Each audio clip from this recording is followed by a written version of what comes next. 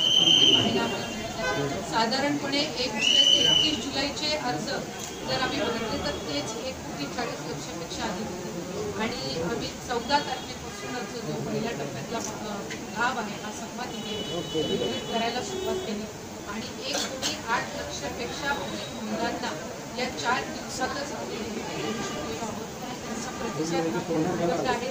बँकांच्या बाहेर रांगा लागलेल्या आहेत कारण नवीन सणाच्या वेळेला त्यांच्या अकाउंटला हा जो सन्मान निधी वितरित झाल्यामुळे एकच आनंद तर सर्व महिलांमध्ये पाहिला।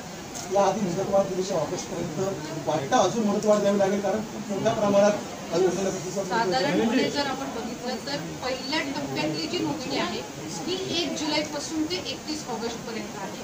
1 जुलै ते 31 जुलैपर्यंत जर आम्ही बघितलं तर 1,40,00,000पेक्षा जास्ती अर्ज आहेत। ऑगस्ट महिन्याची जी अर्जांची स्क्रुटिनी आहे ही आम्ही लवकरच सुरू करत आहोत, त्यामुळे तो जर तुम्ही आकडा आम्ही घेतला तर तो 2 कोटीपेक्षा साधारणपणे वरती जाईल आणि आम्ही विभाग म्हणून किंवा महाराष्ट्र शासन म्हणून जो अंदाज काढलेला आहे 2.5 कोटी लाभार्थी हे या योजनेमध्ये असतील असा अंदाज त्या ठिकाणी काढलेला आहे।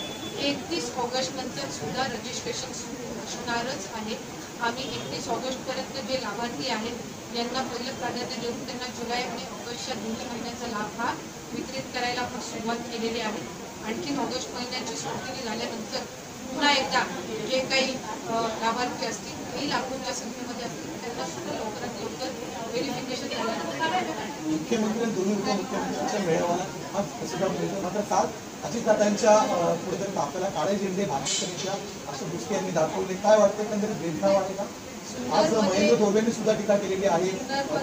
हा कार्यक्रम काल झाला आणि त्यांनी त्या ठिकाणी त्या कार्यक्रमातल्या स्थानिक जी काही बैठक आहे किंवा काही राजकीय वाद असतील काही मतभेद असतील त्यातून त्यांनी त्या ठिकाणी जे काही आंदोलन असेल ते केलं। पण आम्ही काल साताऱ्याला आदरणीय एकनाथजी शिंदे साहेब, फडणवीस साहेब, मी असेल आणखी तिथले लोकप्रतिनिधी आम्ही सगळे सहभागी झालो। मोठ्या पद्धतीनं उत्साहात तो कार्यक्रम झाला। जुन्नरमध्ये सुद्धा मुख्यमंत्री माझी लाडकी बहीण अंतर्गत जो संवाद सत्र दादांचं झालं त्यालाही मोठ्या प्रमाणात प्रतिसाद मिळाला। त्यामुळे महायुती ही निश्चितपणाने आमची चांगल्या पद्धतीनं काम करत आहे। थोडंफार स्थानिक पातळीवर काही मतभेद असू शकतात पण त्याचा परिणाम महायुतीवर किंवा कुठल्याही निवडणुकांवर होणार नाही याची दक्षता आमची तिन्ही मुख्य नेतृत्व। कोकणात विशेषतः जास्त वाद दिसतोय कारण आज रामदास कदम विरुद्ध रवींद्र चव्हाण, चोरवेल विरोधात तक्रारी असं दोन्ही उघडपणे वक्तव्य करताना नेते पाहायला मिळाले आहे। कशामुळे हा वाद? कसं आहे, ज्या वेळेला आपण सरकारमध्ये एकत्रितपणाने काम करत असतो त्यावेळेला एखाद दुसरे मतभेद त्या ठिकाणी होणं हे त्या ठिकाणी स्वाभाविक आहे, पण ते मतभेद हे जास्त कालावधी कधी टिकत नसतात। लोकसभेच्या आधी सुद्धा कोकणामध्ये आम्ही त्या ठिकाणी थोड्याफार प्रमाणात मतभेद झाले, उमेदवारीवरनं झाले असतील, पण जर तुम्ही बघितलं तर महायुतीसाठी सर्वात जास्त यश तर मिळालं असं आमच्या कोकणात मिळालं। आज राणेसाहेब असतील, खरेसाहेब असतील, पालघरमध्ये महायुतीचे उमेदवार त्या ठिकाणी विजयी झाले, ठाण्यामध्ये मस्ती विजयी झाले, शितांची त्या ठिकाणी विजयी झालेले आहेत कल्याणच्या जागेवर। त्यामुळे कुठे ना कुठेतरी चर्चा होणं ही चांगली गोष्ट असते, मतभेद त्या ठिकाणी होणं हे स्वाभाविक आहे, पण शेवटी त्याच्यातून मार्ग निघून एकत्रितपणाने काम करणं हे नेहमीच महायुतीचा सगळ्या घटक असतो।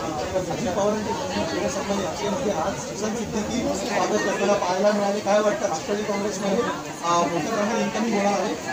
एक तर कसं आहे की महायुतीमध्येच साधारणपणे मोठ्या पद्धतीने इन्कमिंग होत असताना आपल्याला पाहायला मिळेल।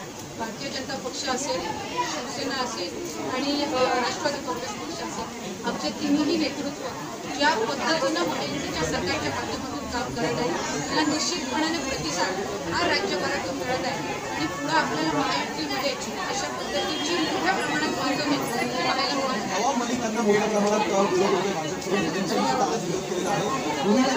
आज कार्यक्रम आणि पुढे महायुतीतून काम करत असताना आम्ही एकमेकांना शुभेच्छा करून मार्ग काढतो आणि महायुतीची ताकद वाढवणं